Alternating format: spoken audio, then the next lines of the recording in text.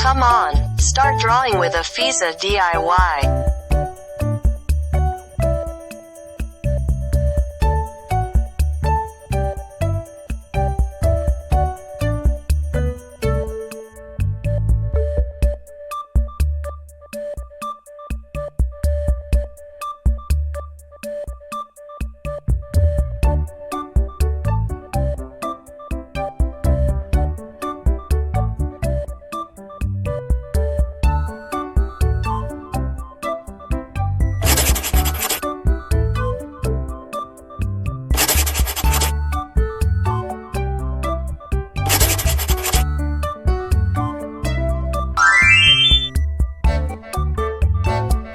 Don't forget to subscribe, like, and share the Afizah DIY channel.